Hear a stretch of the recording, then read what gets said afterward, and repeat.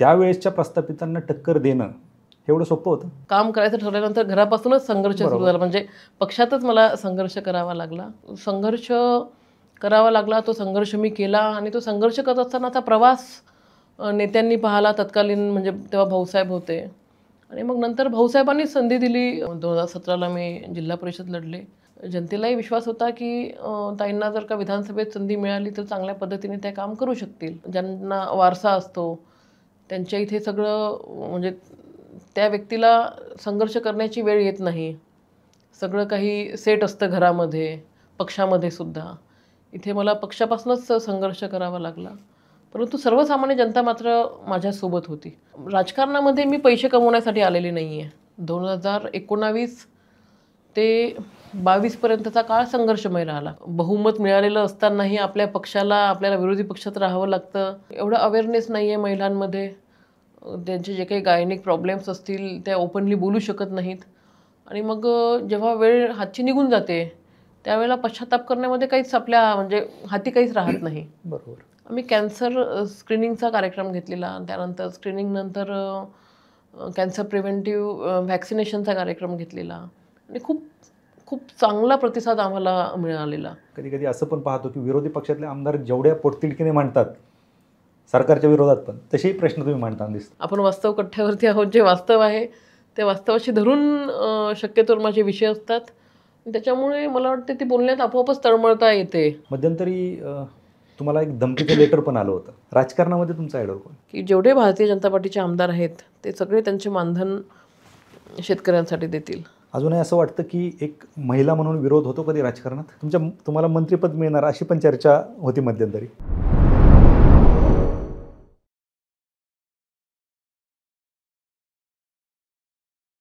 नमस्कार, मी किरण निंबोरे. वास्तव कट्ट्यावरती आपल्या सर्वांचं स्वागत. नवदुर्गा महाराष्ट्राची ही जी काही वास्तव कट्टा आणि आरम फाउंडेशनच्या संयुक्त विद्यमाने ही सिरीज चालवली जाते. दरवर्षी ही सिरीज असते. यामध्ये आपण वेगवेगळ्या क्षेत्रामध्ये उल्लेखनीय कामगिरी करणाऱ्या 9 महिलांचा सन्मान करत असतो. त्यांचा प्रवास जाणून घेत असतो. आजच्या आपल्या पाहुण्या आहेत की ज्यांना कोण ओळखत नसेल असं नाही. ज्यांनी अधिवेशनामध्ये जर आपण अधिवेशनातली भाषणं पाहत असाल, सभागृहामधली भाषणं पाहत असाल, ज्यांनी सभागृह गाजवलं अशा श्वेताताई महाले आपल्यासोबत आहेत. मॅडम, वास्तव कट्ट्यावरती खूप खूप स्वागत. ताई चिखली मतदारसंघामधून आमदार आहेत, त्या प्रतिनिधित्व करतात चिखली मतदारसंघाचं. ताई, खरं तर ज्यावेळेस प्रत्येक वेळेस असं बोललं जातं की महिला या पुरुषाच्या खांद्याला खांदा लावून काम करतात प्रत्येक ठिकाणी, आणि त्याच्या वेगळ्या बाजूने असं बोललं जातं. समजा पोलिसांचं उदाहरण घेतलं तर पोलिसांना किंवा कुठल्याही अधिकाऱ्याला महिला आणि पुरुषाला पगार सारखाच असतो, काम सारखंच केलं पाहिजेत. सेम गोष्ट राजकारणामध्ये आहे. राजकारणामध्ये महिलांना रिझर्वेशन आहे आणि दुर्दैवाची गोष्ट ही आपल्याकडे की महिला दिन अजूनही साजरा करावा लागतो. एका बाजूला आपण म्हणतो की खांद्याला खांदा लावून महिला काम करतात आणि दुसऱ्या बाजूला महिला दिन साजरा करावा लागतो. आता का करावं लागतं याचं उत्तर तुमच्याकडून जाणून घ्यायचं. पण तत्पूर्वी कुठलीही राजकीय पार्श्वभूमी नसताना आज ही तुमची दुसरी टर्म आहे आमदारकीची आणि तुम्ही शेतकऱ्यांचे प्रश्न असतील किंवा तरुणांचे प्रश्न असतील, तुमच्या मतदारसंघातले प्रश्न असतील, हिरिरीने तुम्ही मतदारसंघातले प्रश्न हे अधिवेशनात मांडत असता. आणि असं ऐकलं गेलं आहे आम्ही की सर्वात जास्त निधी हा तुम्ही तुमच्या मतदारसंघामध्ये नेला आहे. म्हणजे त्याच्यावरून तुमच्या कामाची पोचपावती लोकांपर्यंत गेलेली आहे. काय सांगाल, कशी सुरुवात झाली या राजकारणाची? सर्वप्रथम तर वास्तव कट्टाच्या माध्यमातून मी सर्वांना नवरात्रीच्या मनपूर्वक शुभेच्छा देऊ इच्छिते. राजकारणाची सुरुवात माझी खरं तर तसा राजकीय वारसा काहीही नव्हता. पती प्रशासकीय सेवेमध्ये अधिकारी आहेत आणि त्याच्यामुळे साहजिकच आहे थोडा राजकारणाशी संबंध येत होता. विरोधी पक्षनेते होते आमच्या इथे, म्हणजे भारतीय जनता पार्टीचे तेव्हाचे भाऊसाहेब फुंडकर, त्यांचे PS म्हणून सुरुवात झाली आणि कुठे ना कुठे भारतीय जनता पार्टीसोबत एक जिव्हाळ्याचं नातं निर्माण झालं आणि त्याच माध्यमातून मोदीजींचा जो काही जीवन प्रवास आहे किंवा त्यांचं जे कार्य आहे ते जवळून अनुभवायचं त्या ठिकाणी म्हणजे अनुभवायला मिळालं, पाहिलं, ऐकलं. मुख्यमंत्री असताना गुजरातचे त्यांनी जे केलेलं काम होतं डेव्हलपमेंटचं, त्याच्यामुळे प्रभावित होऊन मी सहजच म्हणून एक सर्वसामान्य नागरिक म्हणून ते मुख्यमंत्री असताना 2013मध्ये मुंबईला आले होते आणि तिथे महागर्जना रॅली त्यांनी होस्ट केली होती. तर त्या रॅलीला मी एक सर्वसामान्य नागरिक म्हणून गेले होते आणि त्यांची जी आयडिओलॉजी आहे डेव्हलपमेंटची त्याच्यामुळे प्रभावित होऊन ठरवलं की आपण सुद्धा राजकारणात यावं आणि विकासाचं राजकारण करावं.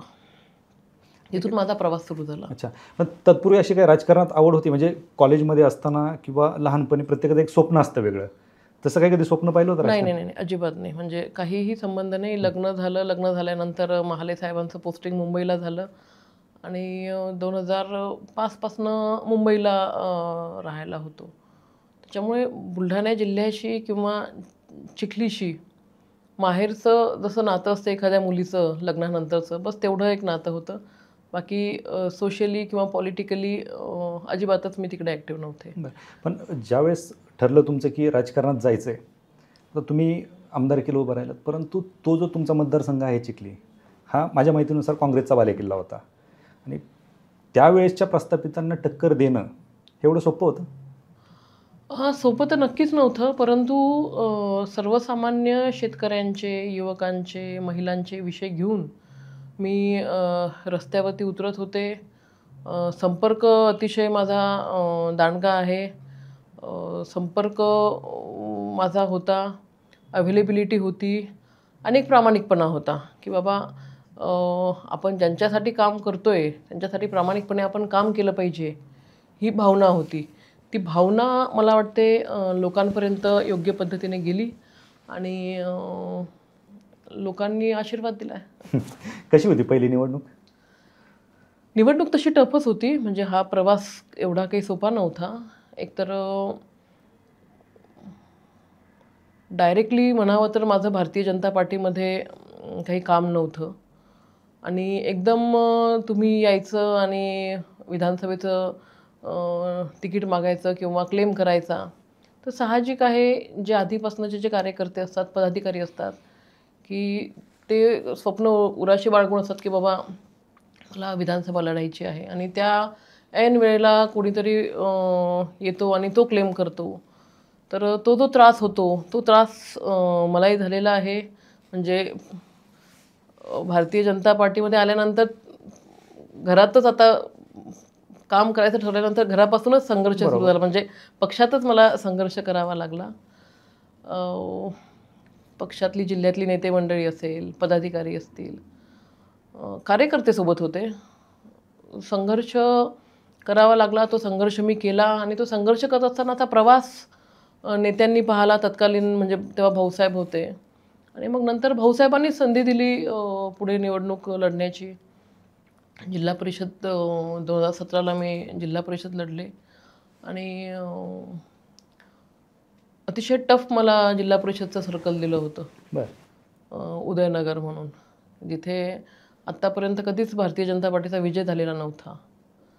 काही लोकांना असं वाटत होतं की मुद्दामून परीक्षा पाहण्यासाठी म्हणून हे उदयनगर दिलं आहे. पण अतिशय संघर्ष करून ती निवडणूक आम्ही जिंकलो. अतिशय मोठा विजय आम्ही प्राप्त केला. मग महिला बालकल्याण म्हणून सभापती म्हणून मी 1.5-2 वर्ष काम केलं. ते काम करत असताना जो माझा जिल्हा परिषद सर्कल आहे तो तर फोकस होताच, परंतु त्याचबरोबर जी विधानसभा आहे, चिखली विधानसभा, ती पण मी फोकस केली होती. सगळ्यात पहिले ज्या जिल्हा परिषदमध्ये मी निवडून आलेले तिथे काही पायलट प्रोजेक्ट्स मी राबवलेत. मग जिल्हा परिषदच्या अंगणवाड्या असतील त्या डिजिटल करणं असेल, शाळा असेल, वॉटर ATMs लावणं असेल, गावातले अंतर्गत रस्ते असतील, शेतरस्ते असतील, अशा विषयांवरती काम करायला सुरुवात केली. आणि उदयनगरमध्ये चांगलं काम चालू आहे ताईंच्या माध्यमातून हे सर्वसामान्य जनता पाहत होती. त्याच्यामुळे जनतेलाही विश्वास होता की ताईंना जर का विधानसभेत संधी मिळाली तर चांगल्या पद्धतीने ते काम करू शकतील. पक्षाने संधी दिली मग लगेचच 2019मध्ये आणि विजय झाले. संघर्षमय राहिला पण प्रवास. हा काही प्रवास असा काही सोपा नव्हता किंवा ज्यांना वारसा असतो त्यांच्या इथे सगळं म्हणजे त्या व्यक्तीला संघर्ष करण्याची वेळ येत नाही. सगळं काही सेट असतं घरामध्ये, पक्षामध्ये सुद्धा. इथे मला पक्षापासूनच संघर्ष करावा लागला. परंतु सर्वसामान्य जनता मात्र माझ्यासोबत होती. त्याच्यामुळे तो जो काही संघर्ष होता, तो संघर्ष असा खूप काही असा अवघड जात नव्हता. कारण जनता सोबत होती. जनतेमध्ये जेव्हा मी जात होते, जनतेकडनं खूप चांगला रिस्पॉन्स मिळत होता. बरोबर. म्हणजे तुम्हाला विरोधकांचा तर विरोध होताच, विरोधकांचा होताच, अंतर्गत ही विरोध होता. पण सर्वसामान्य जनता सोबत असल्यामुळे माझ्यामध्ये एक कॉन्फिडन्स होता. आणि सगळ्यात महत्त्वाचं की राजकारणामध्ये मी पैसे कमवण्यासाठी आलेली नाही आहे, हे जनतेलाही माहीत होतं. एक चांगल्या फॅमिलीमधून होते. त्याच्यामुळे बऱ्याच वेळेला असं असते की काही लोक राजकारणामध्ये पैसा कमवण्याच्या उद्देशाने येतात, किंवा मग राजकारणात आल्यानंतर एका पदावरती बसल्यानंतर ज्या लोकांनी आपल्याला निवडून दिलं आहे ते विसरून स्वतःचं साम्राज्य मोठे करण्यामध्ये व्यस्त होतात. तसला प्रकार ताईंकडनं होणार नाही. एका चांगल्या फायनान्शियली चांगल्या फॅमिलीमधनं आहेत. इकडे पती स्वतः क्लास 1 ऑफिसर आहेत.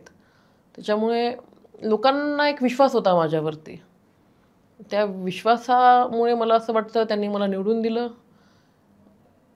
एकदा विश्वास ठेवतात, दुसऱ्यांदा मात्र आपल्याला तो जो विश्वास आहे त्या विश्वासाला कुठेही तडा न जाऊ देता आपल्या कर्तृत्वाकडेच बघितलं जातं. बरोबर. 2019 ते 22 पर्यंतचा काळ संघर्षमय राहिला. कारण की लोकांना अपेक्षा होती. उदयनगर जिल्हा परिषद सर्कलमध्ये ताईंनी खूप कामं केलेत. आता यांना आपण आमदार केलं तर आपल्या इकडचे पण कामं करतील अशी भावना होती. परंतु दुर्दैवाने सरकार नव्हतं. आणि कोविडसारखी महामारी होती की जिथे सरकार तर नाही, परंतु हक्काचा जो आमदार निधी असतो आमदारांना, तो पण त्या काळात आम्हाला मिळाला नाही.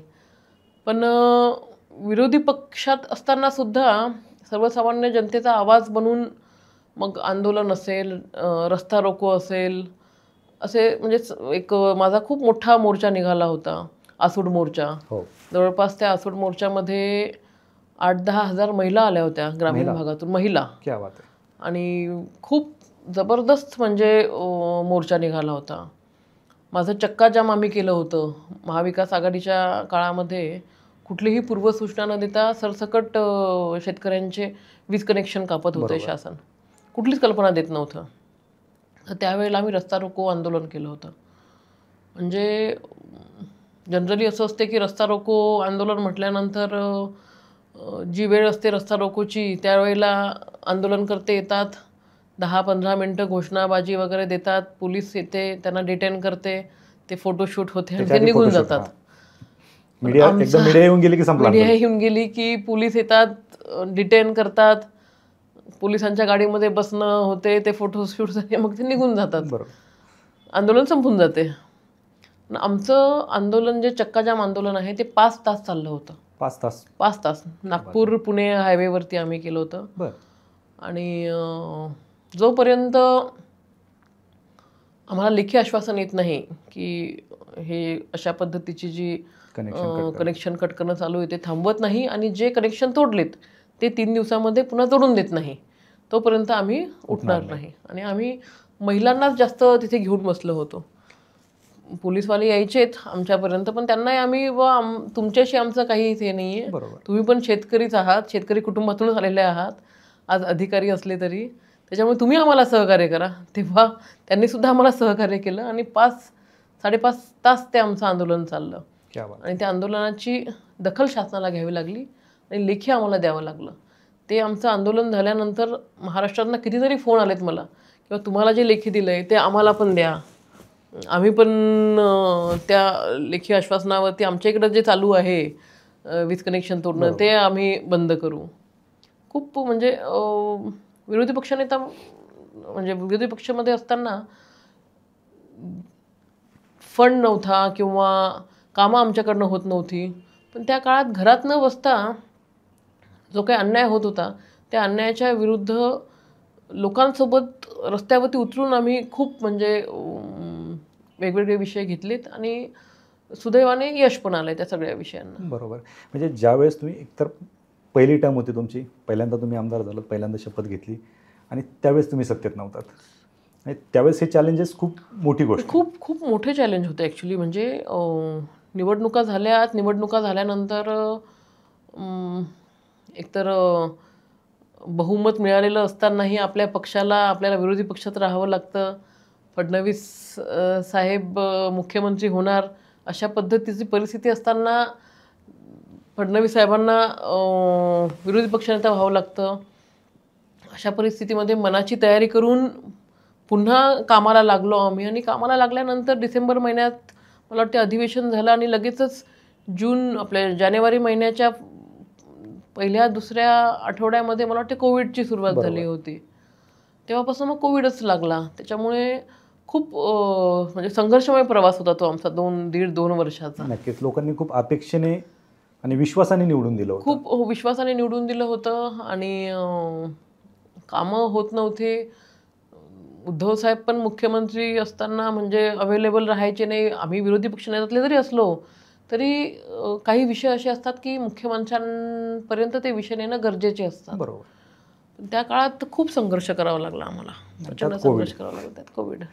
ज्यावेळेस तुम्हाला आम्ही अधिवेशनामध्ये पाहतो, सभागृहामध्ये तुम्ही ज्यावेळेस प्रश्न मांडत असतात, तुमची जी तळमळ असते ती खरी तुमच्यावरती जो काही लोकांनी विश्वास दाखवला आहे ते विश्वासाची तळमळ तिथं दिसते. अगदी म्हणजे दिसतंय ना मतदारसंघामध्ये की बाबा आता अतिवृष्टी झाली तर अतिवृष्टी झाल्यानंतर शेतकऱ्यांचं किती नुकसान होईल. बरोबर.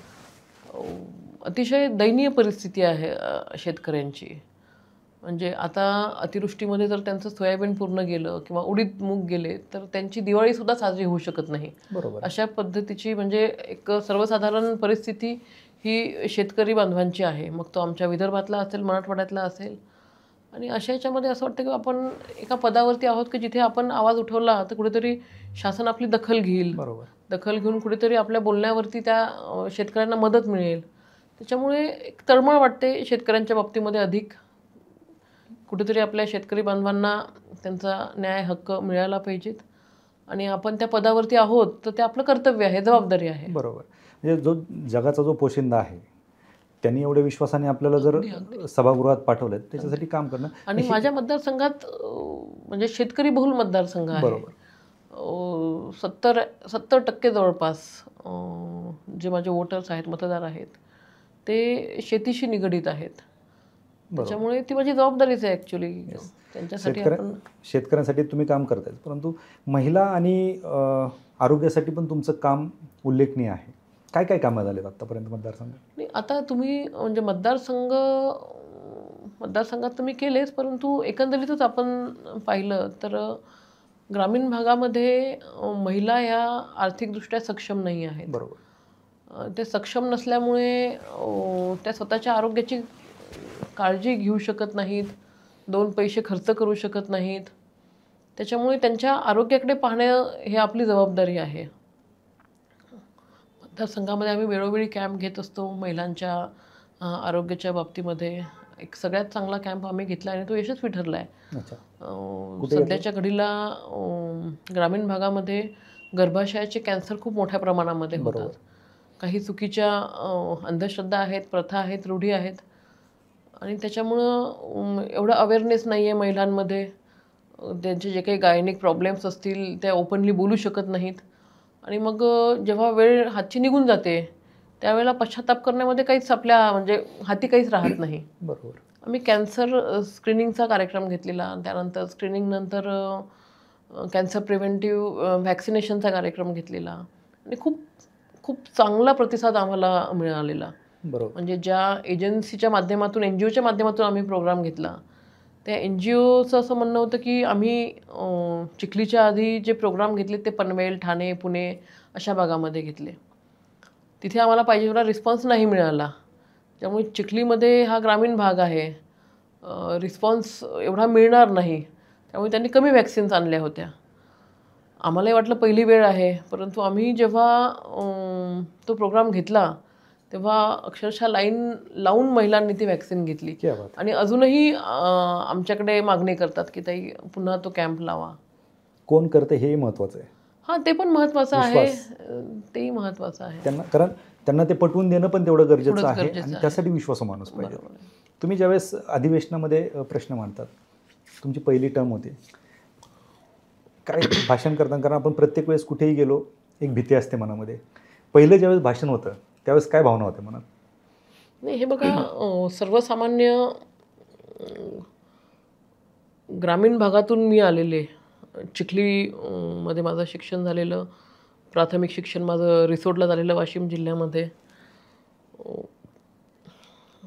घरातलं जे वातावरण होतं तेही महिलांनी बाहेर पडू नये अशा पद्धतीचं वातावरण होतं.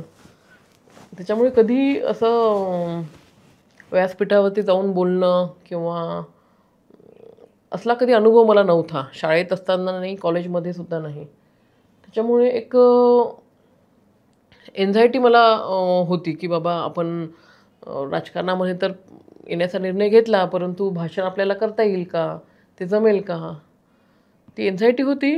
आणि जेव्हा मला आठवते आमच्याकडे लग्नामध्ये बोलण्याची म्हणजे शुभेच्छा, हां, शुभ आशीर्वाद पर 2 शब्द बोलावे अशी एक प्रथा आहे. माझ्या मतदारसंघातच साकेगाव नावाचं एक गाव आहे छोटंसं, तिथे मी लग्नाला गेले होते आणि तिथे पहिल्यांदा माझ्या नावाला म्हणजे मला बोलावलं आणि शुभेच्छा द्यायला सांगितल्या. मी नाही बोलू शकले तिथे, मला बोलता नाही येत, अजून सवय नाही आहे. मग तिथे काही लोक होते, ते बोलले तुम्हाला राजकारणात यायचं आहे तर बोलणं तर खूप गरजेचं आहे. म्हटलं मी प्रयत्न करते. तर मी फक्त नवदाम्पत्यास शुभेच्छा असं काहीतरी बोलले. पण जसं जसं मी माईक हातात घेत गेले तसं तसं आपोआप बोलणं शिकले किंवा बोलता आलं आणि आता आता तर काही वाटत नाही. बरोबर, ते दिसतंय ज्यावेळेस सभागृहामध्ये तुम्ही बोलत असतात, जे प्रश्न मांडत असतात, जेवढ्या पोटतिडकीने तुम्ही प्रश्न मांडतात, त्याच्यातून त्या प्रश्नाची तीव्रता मला वाटतं अध्यक्ष महोदयांना आणि सरकारला कळत असेल. अगदीच अगदीच. कारण बऱ्याच वेळा असं होतं की तुम्ही प्रश्न मांडत असतात, प्रश्न सरकारकडे मांडायचे असतात. कधी कधी असं पण पाहतो की विरोधी पक्षातले आमदार जेवढ्या पोटतिडकीने मांडतात सरकारच्या विरोधात पण तसेही प्रश्न तुम्ही मांडताना दिसतात. हो, कारण त्याच्यामध्ये कसलाही दिखावा नाही आहे किंवा चमकोगिरी नाही आहे. जी वास्तव आहे, आपण वास्तव कट्ट्यावरती आहोत, जे वास्तव आहे त्या वास्तवाशी धरून शक्यतोवर माझे विषय असतात. त्याच्यामुळे मला वाटते ती बोलण्यात आपोआपच तळमळता येते. बरोबर. ज्यावेळेस हे तुम्ही काम करत होतात, मध्यंतरी तुम्हाला एक धमकीचं लेटर पण आलं होतं. त्याच्यामध्ये फार इंदिरा गांधींचा सुद्धा उल्लेख केला होता, त्यांची सिक्युरिटी बेदून सुद्धा त्यांना संपवण्यात आलं. खरं तर ते चुकीचं होतं. म्हणजे माझ्या मतदारसंघामध्ये अजिबातच जातीय तेढ निर्माण होईल कुठल्याही समाजामध्ये अशा पद्धतीचं वक्तव्य किंवा कार्य हे कधीच झालेलं नाही आहे 6-7 वर्षामध्ये. आणि असं काही नसतानासुद्धा ज्या पद्धतीने ते पत्र आलं होतं, मी पण त्याला दुर्लक्ष केलं. कुठेतरी आपली एक जबाबदारी आहे, आपण पोलिसांना कळवलं पाहिजेत की बाबा असं असं पत्र मला मिळालं, तेवढं मी ते केलं. बाकी नंतर मला पोलिसांनी म्हणजे प्रशासनाकडनं सिक्युरिटी पण दिली होती. मी ती सिक्युरिटी पण नाही घेतली. 8 दिवस पाहिलं ते घेऊन, पण ते मला काही योग्य नाही वाटलं. म्हणजे स्वतःच्याच मतदारसंघामध्ये, ज्याला आपण कुटुंब म्हणतो, त्या मतदारसंघामध्ये फिरताना सिक्युरिटी घेऊन फिरणं हे काही मला बरं वाटत नव्हतं. पत्र मिळाल्यानंतर एक 8-15 दिवसानंतर माझा वाढदिवस होता आणि त्या वाढदिवसाच्या कार्यक्रमातच मी सांगितलं की बाबा हे सिक्युरिटीची काही मला मतदारसंघामध्ये आवश्यकता नाही आहे. मतदारसंघातले लोक म्हणजे सगळा माझा परिवार आहे आणि त्यांच्याकडनं मला कसलीही धोका किंवा इजा होणार नाही. कोणी असेल माथे फिरू, त्याने ते लिहिलं असेल म्हणून आपण सोडून देऊयात तो विषय किंवा दुर्लक्ष करूयात. तसा तो विषय दुर्लक्षित केलेला आहे. म्हणजे आज एखादी महिला जर रस्त्याने चाललेली असेल, तिच्याकडे कोणी पाहिलं तरी ती महिला 3 दिवस परत घराच्या बाहेर निघत नाही. तुम्हाला तर धमकी आली तरी तुम्ही एवढ्या धाडसाने लढत होता. मला असं वाटतं एकदा राजकारणात आल्यानंतर ज्या पद्धतीने विरोधक टार्गेट करतात की हळूहळू आपण त्याला यूज टू होतो. मग ह्या मोठे मोठे संकटही अशा वेळेला मला असं वाटतं ते छोटे वाटायला लागतात. बरोबर. नाही, हे एवढं सोपं नाही. हे आज तुम्हाला सोपं वाटतं कारण तुम्ही ते अनुभवून पुढे गेलात. परंतु कुठलाही राजकीय वारसा नसताना तुम्ही तर सांगितलं तुम्हाला बोलता देखील येत नव्हतं.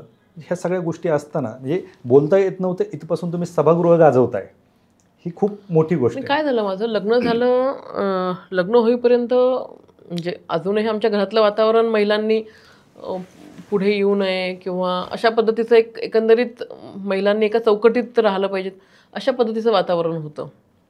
त्याच्यामुळे लग्नाच्या आधी काही संबंधच नाही आणि लग्न झालं तसे मुंबईला आले. त्याच्यामुळं खूप मोठा एक ती दुरी होती, खूप मोठा गॅप होता, थोडा त्रास झाला पण झालंय. झालं. तर मला एक सांगा की आपण पाहतो की महिला प्रत्येक गोष्टीला काहीतरी कारण देत असतात. मला हे जमणार नाही, मला कुटुंबाची साथ नाही, आमच्याकडे असं होत नाही. ह्या सगळ्या गोष्टी म्हणजे अजूनही मूल आणि चूल याच्या पलीकडे खूप कमी महिला गेल्यात. नाही, हे तेवढंच खरं आहे की बऱ्याच ठिकाणी कुटुंबातून साथ मिळत नाही. मी आज या पदावरती आहे ते फक्त माझ्या कुटुंबामुळेच आहे. कुटुंबाने मला साथ दिली. माझे पती असतील, माझा मुलगा असेल, माझे आई वडील, माझे सासू सासरे, माझे भावंड, म्हणजे या सर्वांनी साथ दिली म्हणूनच मी हा सगळा काही संघर्षमय प्रवास त्या ठिकाणी करू शकले. बाहेरही तुम्हाला संघर्ष करायचा आहे आणि घरातही संघर्ष करायचा आहे ते शक्य होत नाही.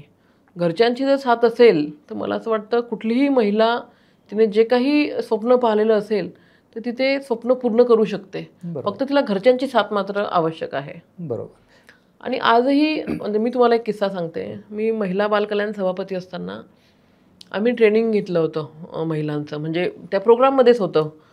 जिल्हा परिषदेच्या जे आपले लोकप्रतिनिधी आहेत, लोकप्रतिनिधींचं एक ट्रेनिंगचं सेशन ठेवलं होतं. तर त्या सेशनमध्ये आम्ही सुरुवात केली की लोकप्रतिनिधींनी आपलं नाव आणि परिचय सांगायचा. तुम्हाला विश्वास नाही बसणार, एक आमची जिल्हा परिषदची सदस्य होती, तिची ती दुसरी टर्म होती. तिचा परिचय देत असताना जेव्हा तिच्या हातात माईक आला आणि ती बोलायला लागली तर तिला रडायला आलं.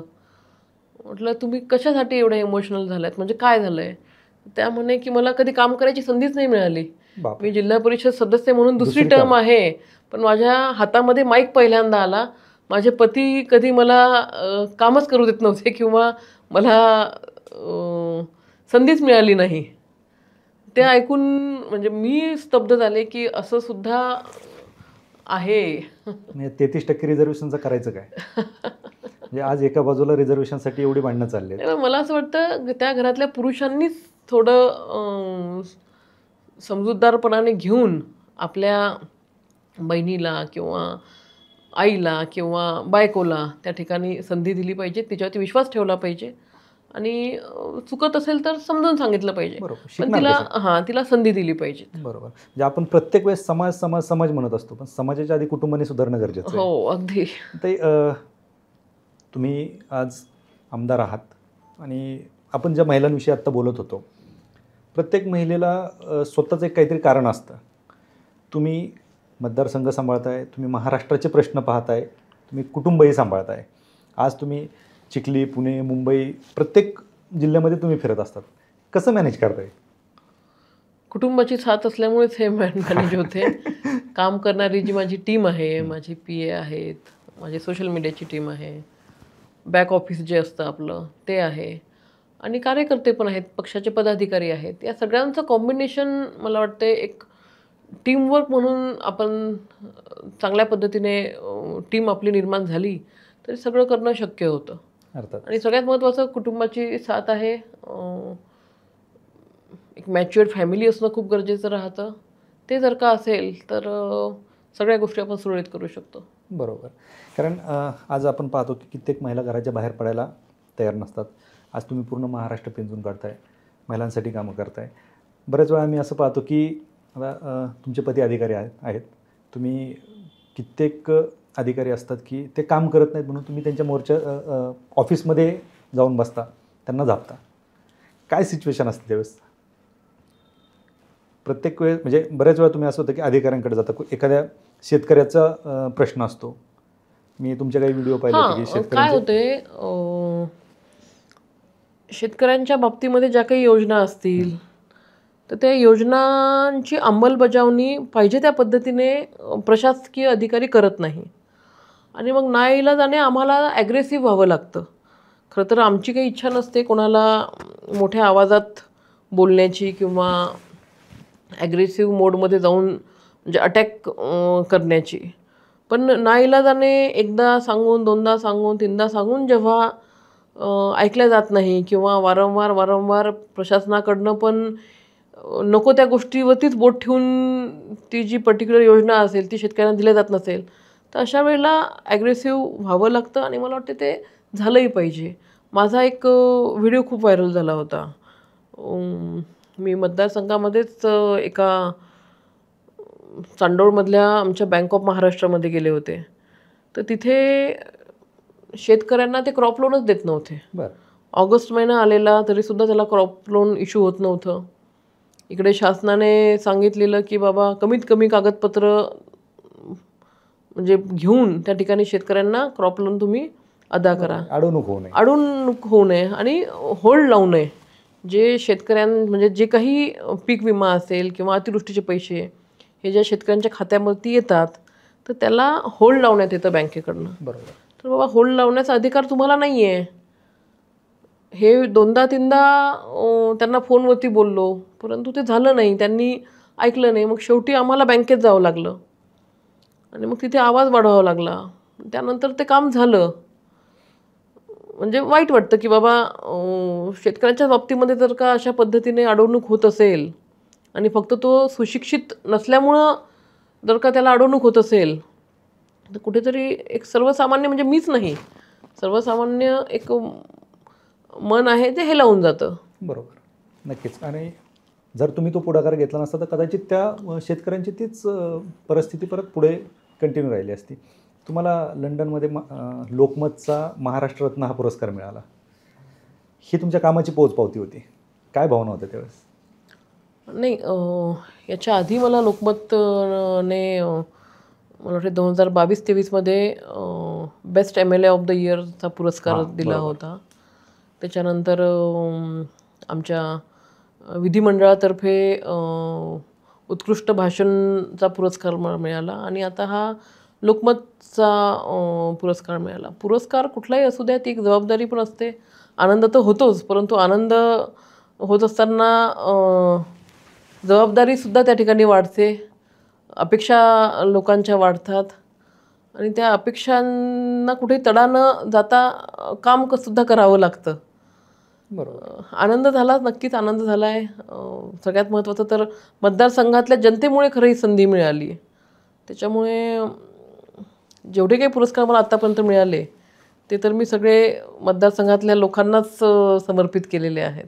क्या बात आहे. कारण तुम्ही आपल्या पॉडकास्टच्या सुरुवातीला ज्यावेळेस सुरुवात विचारली होती त्यावेळेस तुम्ही सांगितलं होतं की मी पैसा कमवण्यासाठी राजकारणात आलेलं नाही आहे आणि कदाचित त्याचंच हे फळ असेल. तुम्ही राजकारणात आहात, तुम्ही BJPमध्ये आहात. प्रत्येक क्षेत्रामध्ये कोणीतरी एक आयडॉल असतो. राजकारणामध्ये तुमचा आयडॉल कोण? राजकारणामध्ये विकासाचं राजकारण केलं पाहिजेत ही भावना खूप कमी लोकांची आहे, नेत्यांची आहे. त्यात विकासावरती प्राधान्य देऊन काम करणारे मोदीजी आहेत आणि महाराष्ट्रामध्ये फडणवीस साहेब आहेत. हे दोन माझे आयडल आहेत राजकारणामध्ये. म्हणजे मी येण्यासाठी पण आणि आल्यानंतर त्यांच्याच पावलावरती पाऊल ठेवून काम करण्यासाठी पण. क्या बात आहे. शिकायला कोणाकडून जास्त मिळतं? मोदीजींशी एवढा संपर्क आमचा येत नाही. रॅलीच्या माध्यमातून भेट होते, वैयक्तिक एकदा दोनदा तीनदा भेट झालेली आहे, परंतु खूप प्रोटोकॉल वगैरे असतो. पण एक ते व्यक्तिमत्वच प्रेरणादायी व्यक्तिमत्व आहे. संपर्क जरी येत नसला तरी त्यांच्या ज्या कृती आहेत की ज्या कृतीतून खूप मोठा संदेश मिळतो त्याच्यामुळे त्यांचा प्रभाव आहे. आणि फडणवीस साहेब मुख्यमंत्री आहेत, विधिमंडळामध्ये सदस्य आहेत. त्यांच्यासोबत सहवास आमचा जास्त येतो अधिवेशनाच्या दरम्यान किंवा जे मतदारसंघातले कामं आम्ही त्यांच्याकडे घेऊन जातो. खास करून मंगळवार बुधवारला मंत्रालयामध्ये पक्षाच्या बैठकीमध्ये तर त्यांच्यासोबत सहवास जास्त होतो. त्याच्यामुळे नक्कीच ते ज्या पद्धतीने काम करतात त्यांना मी कधीच चिडताना पाहिलेलं नाही आहे.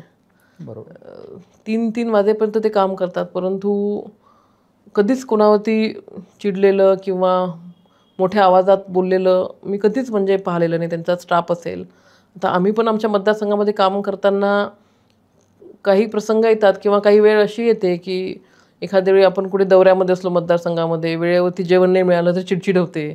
स्टाफवरती चिडचिड होते, जवळच्या लोकांवरती चिडचिड होते. पण साहेबांच्या बाबतीमध्ये ते पाहिलं नाही. म्हणजे प्रचंड पेशन्स त्यांच्यामध्ये आहेत, चिकाटी आहे आणि एक व्हिजन आहे डेव्हलपमेंटचं. एकदा त्यांनी ठरवलं आहे एखादा विषय करायचा, एखादा प्रोजेक्ट करायचा, तर ते करण्यासाठी जे काही लागतं ते अगदी म्हणजे साम दाम दंडभेद जे काय आपण म्हणतो ते सगळं वापरून ते करतात. मला वाटतं ते त्यांच्याकडनं खूप शिकण्यासारखं आहे. त्यांनी ठरवलं होतं की विदर्भ जोपर्यंत आम्ही मुंबईशी कनेक्ट करणार नाही, विदर्भ मराठवाडा, तोपर्यंत त्याचं मागासले पण जाणार नाही. बरोबर.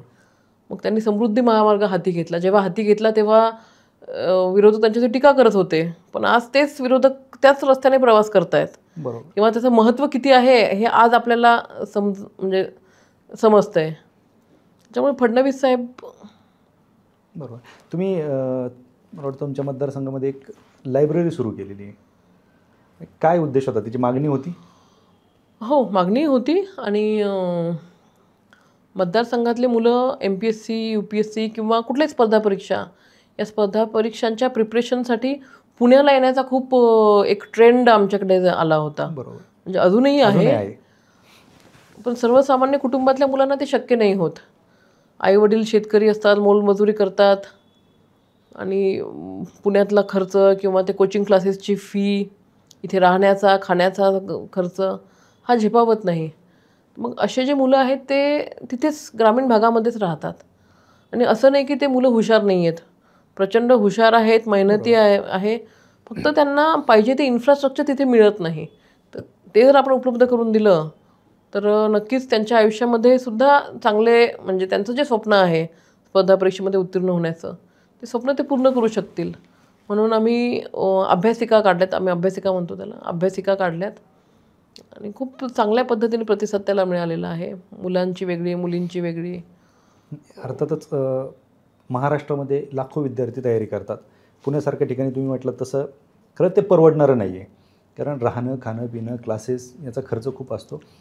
हे विद्यार्थी ग्रामीण भागात बसून जर त्यांना, कारण फक्त सोय नसती म्हणून ते पुण्यासारख्या ठिकाणी येतात. आणि हे सगळ्यात मोठं काम तुम्ही करताय आमच्या दृष्टीने. कारण आपला हा जो चॅनल आहे याच्यावरती 99% विद्यार्थी हे स्पर्धा परीक्षेची तयारी करणार आहेत. आणि अर्थात त्यांच्यासाठी तुम्ही काम करता हे आमच्यासाठी अभिमानाची गोष्ट आहे. तर सध्या तुम्ही शेतकऱ्यांसाठी खूप काम करता, म्हणजे शेतकऱ्यांसाठी बऱ्यापैकी तुमचं काम आम्ही पाहत असतो. आत्ता तुम्हाला माहिती परिस्थिती, पाऊस पडतो आहे, अतिवृष्टी झाली आणि मराठवाडा असेल, विदर्भ असेल किंवा पश्चिम महाराष्ट्रातले काही जिल्हे हे पूर्ण पाण्याखाली आहेत. काय सांगाल तुम्ही? नाही, अतिशय परिस्थिती वाईट आहे, गंभीर आहे. सरकारने पाठीशी राहणं खूप गरजेचं आहे. आणि फडणवीस साहेबांनी तशा पद्धतीचे आदेशही दिलेले आहेत. कॅबिनेटच्या बैठकीमध्ये साहेबांनी सगळ्या मंत्र्यांना सांगितलं की आपले सगळे काही दौरे, कार्यक्रम जे असतील ते रद्द करा आणि शेतकऱ्यांच्या बांधावरती जाऊन त्याची पाहणी करा, त्यांचं ऐकून घ्या. आणि आपण बघत आहोत म्हणजे नुकसान झालेलं आहे का तर 100% झालेलं आहे. जमिनी खरडून गेलेल्या आहेत. सरकार म्हणजे सरकारला मायबाप म्हटलं जातं, ते मायबाप सरकारवरती वेळ आलेली आहे मदत करण्याची. आणि फडणवीस साहेब 100% शेतकऱ्यांना मदत करतील अशा पद्धतीने त्यांनी कामाला सुद्धा ते लागलेले आहेत. कलेक्टरांना आदेश दिलेत की बाबा जिथे कुठे अतिवृष्टी झाली असेल, कुठल्याही वरच्या आदेशाची वाट न बघता त्या ठिकाणी तत्काळ शेतकऱ्यांना मदत द्या. कुठे बजेट नसेल ज्या जिल्हाधिकाऱ्यांकडे, त्यांनी मायनस बजेटमधून द्या, परंतु शेतकऱ्यांना वाऱ्यावरती सोडू नका. आणि त्या पद्धतीने प्रशासनाने सुद्धा मदत म्हणजे सुरू झालेली आहे. आता आमच्याही जिल्ह्यामध्ये अतिवृष्टी होऊन नुकसान झालं, तर आत्ताच 1-2 दिवसाआधी शेतकऱ्यांच्या खात्यामध्ये पैसे पडायला ती मदतीची सुरुवात झालेली आहे. मला वाटतं तुम्ही पण तुमचं एक पत्र पाहिलं की तुम्ही तुमचा पगार या शेतकऱ्यांना मदत म्हणून देता. हो, कुठेतरी म्हणजे आम्ही शासनाकडनं मदतीसाठी तर पूर्ण प्रयत्न करतोच, परंतु आपलंसुद्धा समाजाला काही देणं लागतं. या भावनेतून मुख्यमंत्री रिलीफ फंड जो आहे, फडणवीस साहेबांनीच त्याची सुरुवात केलेली, अतिशय चांगला तो प्रकल्प आहे. त्या प्रकल्पाच्या माध्यमातून जे काही आजारी रुग्ण असतील त्यांनाही मदत होते, काही नैसर्गिक आपत्ती आली त्यालाही मदत होते आणि खूप चांगल्या पद्धतीने त्याचं मॉनिटरिंग होते. म्हणजे आपण जी मदत करतोय, आपण ज्या भावनेने मदत करतोय, कुठेही चुकीच्या पद्धतीने चुकीच्या व्यक्तीला ती मदत जात नाही. त्याच्यामुळे तो निर्णय आम्ही घेतला आणि भारतीय जनता पार्टीनेच तो ॲक्च्युली निर्णय घेतला की जेवढे भारतीय जनता पार्टीचे आमदार आहेत ते सगळे त्यांचे मानधन शेतकऱ्यांसाठी देतील. अच्छा, अजूनही असं वाटतं की एक महिला म्हणून विरोध होतो कधी राजकारणात? संघर्षमय आहे. काही गोष्टी असतात की जिथे महिला म्हणून थोडं कठीण जातं काम करायला. पण मला असं वाटतं एकदा ठरवल्यानंतर काही कठीण नाही आहे. बरोबर. एखादा पुरुष आमदार असेल तर तो प्रवासामध्ये असला आणि त्याला सहजच कुठे दिसले त्याच्या मतदारसंघामध्ये चौकामध्ये एखादी म्हणजे कोणी चहा प्यायला बसलेले असतील तर ते जातात तिथे इझिली बसतात किंवा वावरतात. तर महिलांना तसं नाही करता येत. महिलांना थोडे लिमिटेशन येतात. रात्री बेरात्री फोन असतात. बरोबर. काही लोक जेन्युइन असतात, त्यांना अडचण नसते. परंतु काही लोक विनाकारण त्रास द्यायचा. रात्रीची वेळ राहते, पोटात काही पडलं की फोन कॉल चालू होतात.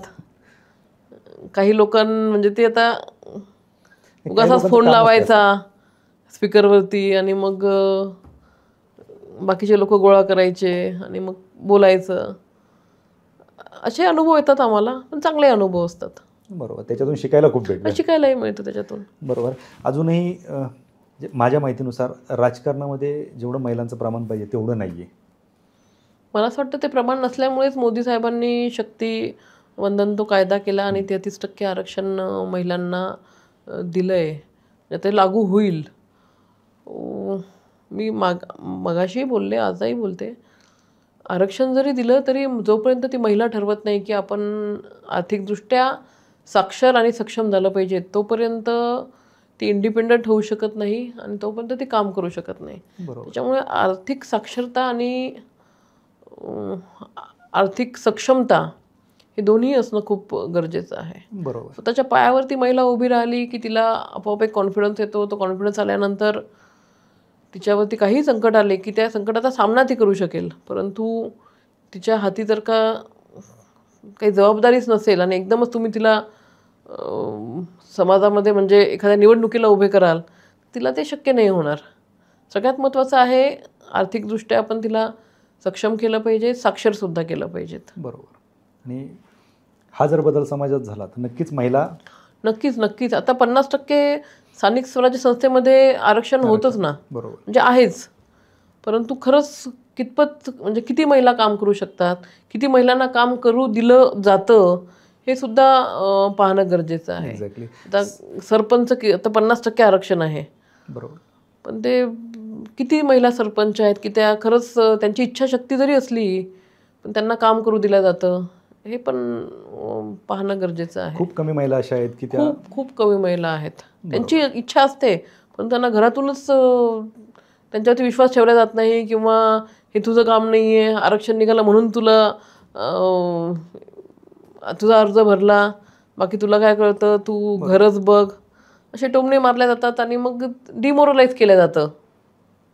म्हणजे फक्त सरपंच व्हायचंय म्हणून एक मध्यस्थ म्हणून आणि रिझर्वेशन आहे म्हणून महिलेचा वापर केला जातो. व रिझर्वेशन आहे, मला सरपंच व्हायचं होतं पण रिझर्वेशन लागलं, मग मी नाही तर माझी बायको, असं पद्धतीने फक्त घरामध्ये पद ठेवायचं, घरामध्ये पद ठेवायचंय आणि मग नुकसान पूर्ण गावाचं होतं. बरोबर. बैठकीमध्ये तो व्यक्ती नाही बसू शकत. बैठकीमध्ये त्या सरपंच जी महिला आहे तिलाच बसावं लागतं. मग निर्णय कसे घेतले जातात, मग आपण जे निर्णय घेतो प्रशासन खरंच त्याची अंमलबजावणी करतं का हे कळत नाही आणि मग इनडायरेक्टली ते प्रशासनच सगळं चालवतं. बरोबर. मग ग्रामसेवक असतील, नेमकं ग्रामसेवक काय करतो हे त्या महिलेला, सरपंच महिलेला कळत नाही. असं वाटतं हे थोडंसं बदलण्याची आवश्यकता आहे. जिल्हा परिषद असेल, पंचायत समिती असेल.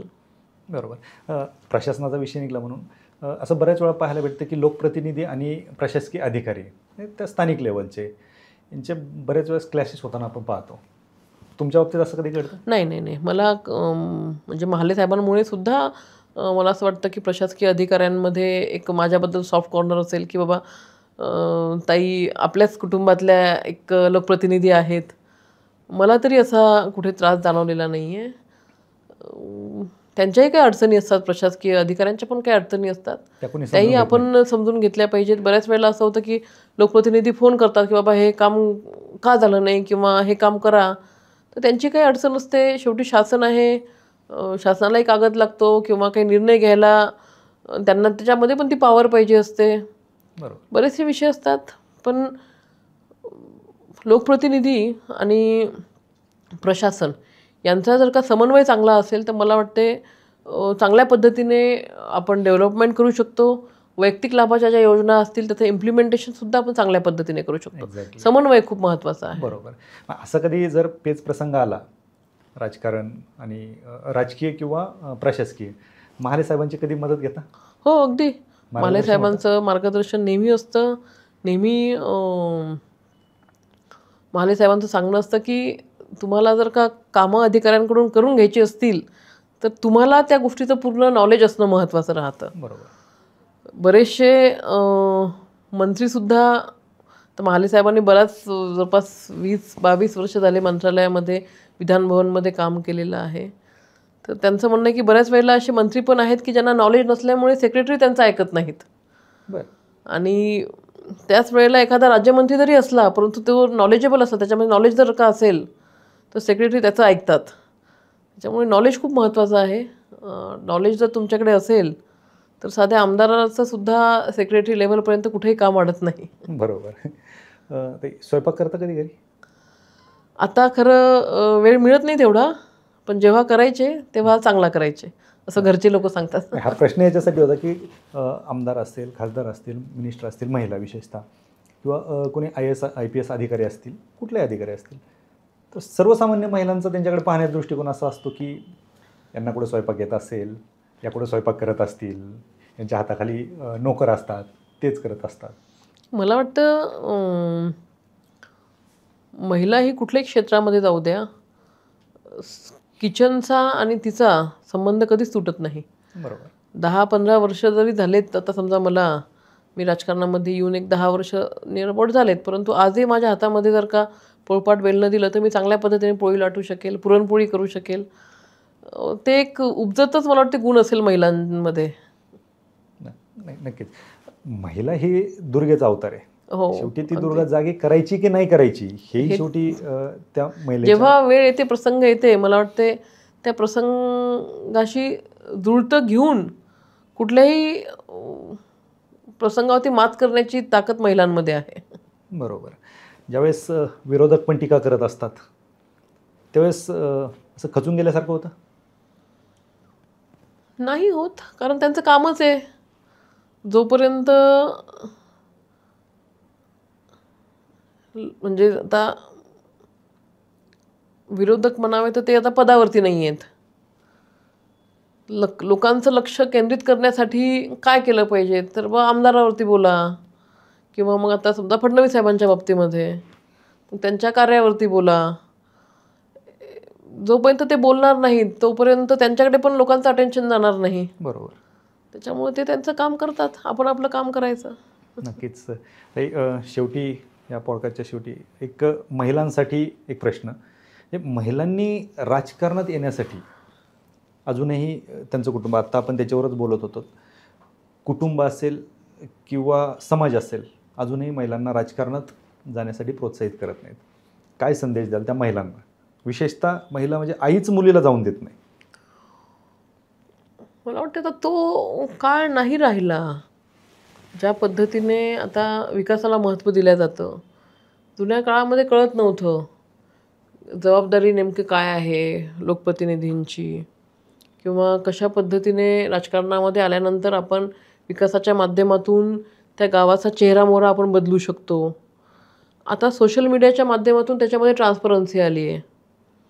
AI म्हणजे आता आपण AI टेक्नॉलॉजीमध्ये काम करणारी ही पिढी आहे.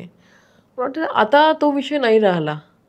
ट्रान्सपरन्सी आलेली असल्यामुळे बऱ्यापैकी चांगल्या महिला राजकारणामध्ये येत आहेत आणि त्यांनी आलं पाहिजे.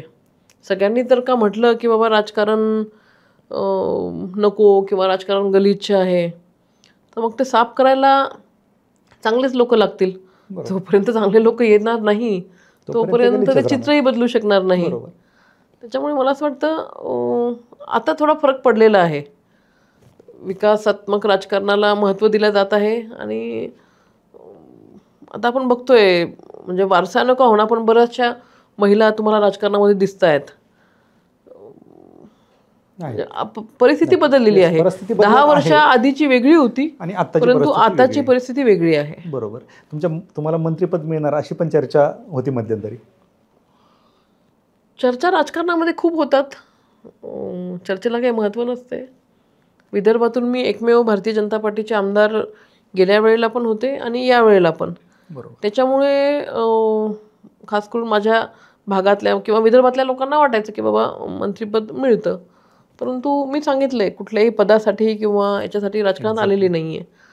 काम करायचं आहे, सर्वसामान्य लोकांसाठी काम करायचं आहे आणि ते काम करण्यासाठी मला वाटते मंत्रिपद असलंच पाहिजे अशातला काही भाग नाही आहे. एखाद्या मंत्र्याच्या मतदारसंघातही होत नसतील तशा पद्धतीचे कामं मी आजही करू शकते. बरोबर. करते. नक्कीच. इच्छाशक्ती महत्त्वाची आहे. अगदी बरोबर.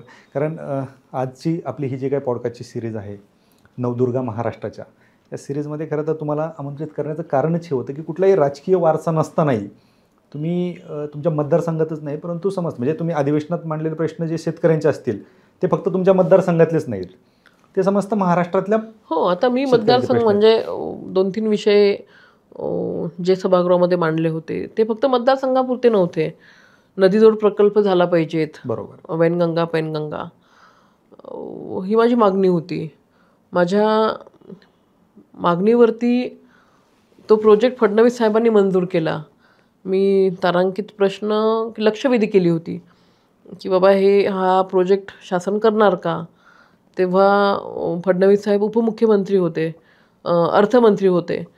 त्यांनी त्या लक्षवेधीवरती तो प्रोजेक्ट मंजूर केला आणि तेव्हा अजितदादा विरोधी पक्षनेते होते.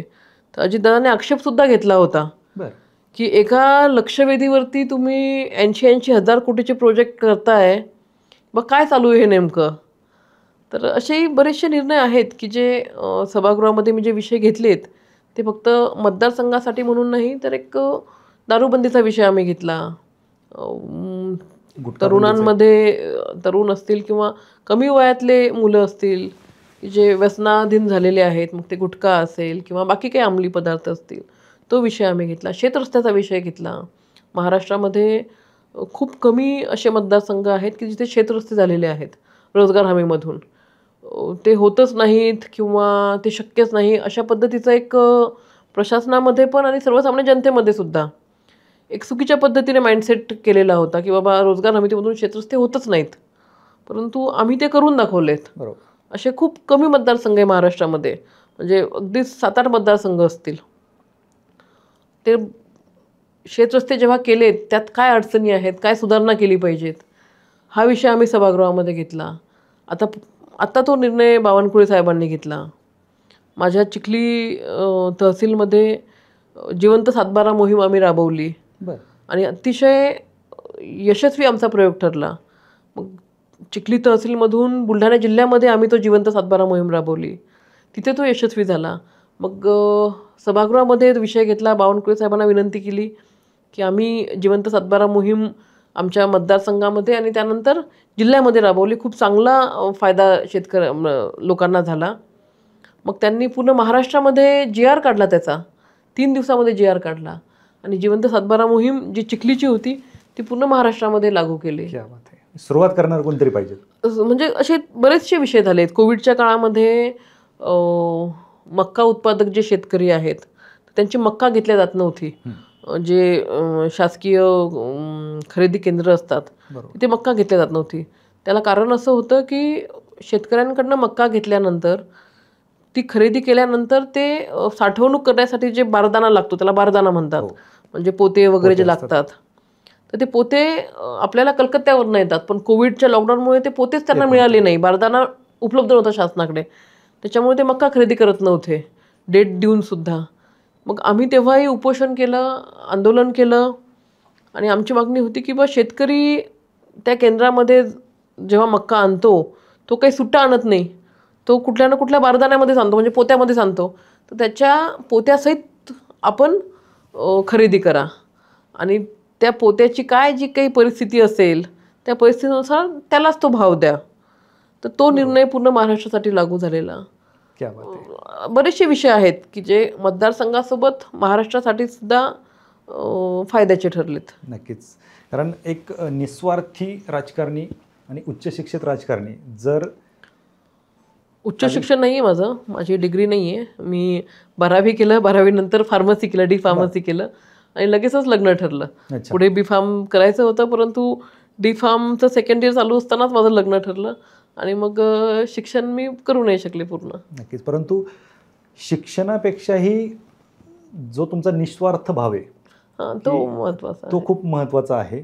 आणि उच्च शिक्षित म्हणण्याचा अर्थ तुमचं जे शिक्षण विचाराने आहे उच्च शिक्षित. सो ह्या गोष्टी ज्या आहेत ह्या समाजासाठी आणि महाराष्ट्रासाठी नक्कीच फायदेशीर ठरणार आहेत. एक फक्त शेवटी 2 मिनिटात महिलांना या नवरात्रीनिमित्त काय संदेश द्याल तुम्ही, समस्त महिला, फक्त राजकारण नाही? महिलांना एकच संदेश आहे की आपल्या कुटुंबाची काळजी घेत असताना आपल्या आरोग्याची काळजी घ्या, स्वतःच्या पायावरती उभं राहा. जिथे कुठे तुम्हाला संधी मिळेल, तुमच्यामध्ये जे काही कलागुण असतील ते जेव्हा संधी मिळेल तर त्या संधीचं सोनं करा. नक्कीच. नक्कीच ताई, खरं तर आजच्या या नवदुर्गा महाराष्ट्राच्या या सिरीजमध्ये आपण आलात आणि खरं तर राजकारणावरती या सिरीजमध्ये आम्हाला बोलायचंच नव्हतं. एक राजकीय व्यक्ती म्हणलं की लोकांना अपेक्षा असतात तर राजकारणात विरोधात काहीतरी कॉन्ट्रोवर्शियल बोललं जाईल, परंतु आज आम्ही तुम्हाला बोलवलं तुमचा प्रवास जाणून घेण्यासाठी आणि तुमचा प्रवास ऐकून या समोरच्या महिला कुठंतरी प्रेरित होतील आणि त्यांच्यातली दुर्गा जागी होईल, यासाठी हा आजचा पॉडकास्ट. तुम्ही वास्तवघट्टेवरती आलात आणि आमच्यासोबत मनसोक्त गप्पा मारल्या, त्याबद्दल आपलं मनापासून आभार. तुमच्या पण खूप खूप म्हणजे आभार आणि खूप खूप शुभेच्छा. पुन्हा तुमच्या माध्यमातून ज्या माता भगिनी आपल्याला बघत आहेत त्यांना नवरात्रीच्या खूप खूप शुभेच्छा. थँक्यू.